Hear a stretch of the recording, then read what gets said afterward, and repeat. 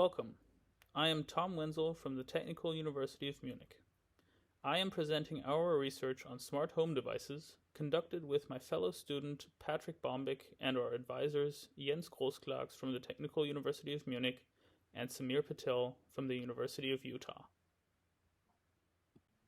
Recent years have seen a proliferation of smart home devices with everyday household objects and appliances such as TVs, light bulbs, doorbells, coffee makers, etc., getting augmented with internet connectivity and interactive capabilities.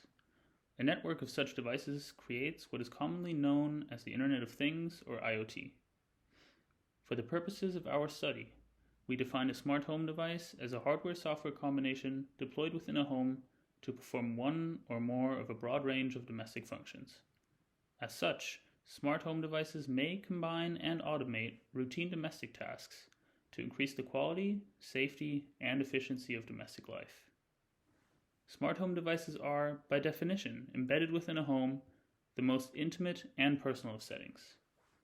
Therefore, the benefits and convenience they provide must be balanced with considerations of privacy and security, from the user as well as regulatory point of view. Data protection regulations as well as user privacy expectations differ across regions, yet existing studies of these issues have typically involved samples from a single region, often with a focus on a single device, such as a smart speaker. Our research attempts to fill this gap with a multi-region investigation of the perceptions and use of smart home devices in general. Specifically, we examined 3 research questions. The first research question focused on the relationships between perceptions and use of smart home devices with perceived regulatory protection, which we measured using 3 Likert-type items covering protection from unwanted third-party data access, sharing, and processing. We hypothesized that higher perceived regulatory protection would alleviate concerns and raise comfort, so it would be positively associated with positive perceptions, adoption, as well as use. Our second research question examined whether variations in user expectations and practices, as well as the regulatory environment across regions, can influence the perceptions and use of smart home devices. We hypothesized that regional variations will lead to differences in perceptions, adoption, and use of smart home devices across regions. Our third research question was aimed at examining how perceptions and use of smart home devices might be affected by various characteristics of the home itself. In particular, we looked at the influence of whether the user owns or rents the home, the number of people that live in the home, and the number of children present in the home. We hypothesized that owning a home and having more people living in the home will be associated with higher positive perceptions, greater adoption, and more use of smart home devices. In contrast, we conjectured that the presence of children is likely to be associated negatively with these aspects. We operationalized the measures for the independent and dependent variables connected to our research questions and associated hypothesis in the form of an online questionnaire. Those who consented to answer the questionnaire after reading information about the study first indicated which smart home devices they owned from a list of 20 most popular smart home devices. Next, we asked questions about the purchase and use of 3 specific devices chosen at random. After that, participants provided responses regarding general attitudes and preferences regarding smart home devices and perceptions of regulatory protection for the data connected to these devices. To gather measures of baseline privacy and security preferences and practices, we included 2 standard scales from the literature: the Security Behavior Intention Scale, that is CBIS, and the Mobile User's Internet Privacy Concern Scale, that is MUIPC. At the end, we collected standard demographics along with household characteristics. We used the prolific crowd work platform to advertise the questionnaire to those based in the United States, United Kingdom, or in the German-speaking countries in Europe, that is Germany, Austria, and Switzerland. After applying data integrity checks, the valid responses are roughly evenly distributed across these regions, with 143 responses from the United States, 155 from the United Kingdom, and 133 from the German-speaking, that is, GS, region. Overall, 233 participants identified as female, 195 as male, and 3 as non-binary. Upon examining the data, we found that many of the devices were owned by too few of the participants to provide sufficient statistical power to examine their use. We therefore restricted our analysis for the use variable to the 3 devices reported to be owned by a large number of participants, with 231 reporting that they owned a smart TV, 140 owning a smart speaker, and 92 mentioned that they own a smart light bulb.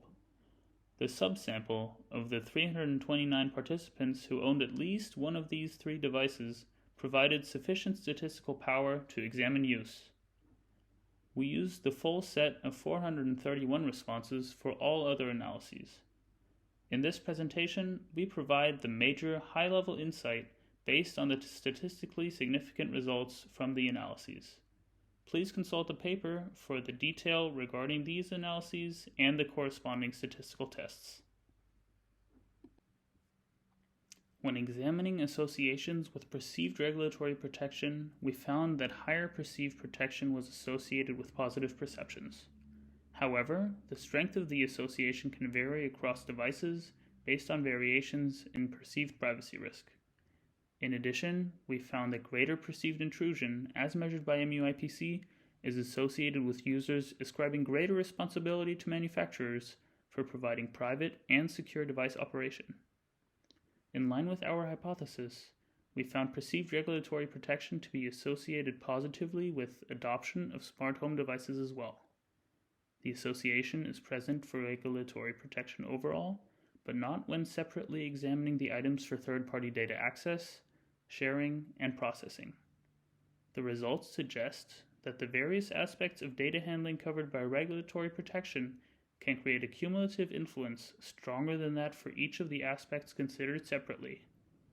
We found a similar positive relationship between perceived regulatory protection and use of smart home devices, but only for some devices.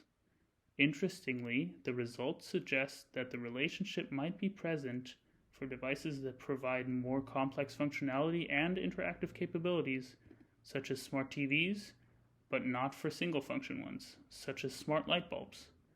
Taken together, these results provide general support of the hypotheses related to the first research question.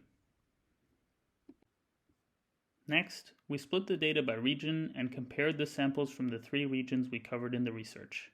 We found that perceptions, adoption, and use differed across the 3 regions as we hypothesized. When examined in depth, we found regional differences in expected privacy risks, as well as benefits of the devices. We similarly found that the positive association between perceived regulatory protection and adoption holds only for the German-speaking region, but not for the United States and the United Kingdom. Their use of smart home devices, in fact, showed no statistically significant differences in general across the 3 regions. The difference in use we observed can be attributed to the sole exception of the smart TV, which was reported to be used less in the German-speaking region. At a high level, we found that perceptions, adoption, and use of smart home devices differ between the German-speaking and the English-speaking regions in our study, with the United States and the United Kingdom typically exhibiting no statistically significant differences. When analyzing the influence of characteristics of the home, we found that home ownership is associated with greater adoption of smart home devices. We similarly found a positive relationship between number of people in the household and adoption. These results are in line with our hypotheses, but only for adoption, as we found no statistically significant relationships between home ownership and size and perceptions in use. Contrary to our hypotheses, we found that the presence of children in the household was associated with greater adoption as well as greater use. Specifically, we found that parents reported greater use of smart TVs and showed a greater preference for voice-based interaction with smart home devices via smart speakers or voice assistants. We wish to thank the study participants for their time and effort in responding to the study.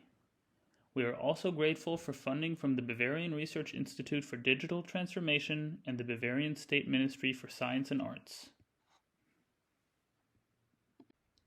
In summary, in our investigation of the perceptions and use of smart home devices covering the United States, United Kingdom, and the German-speaking region in Europe, we found positive associations with perceived regulatory protection for the data connected to these devices.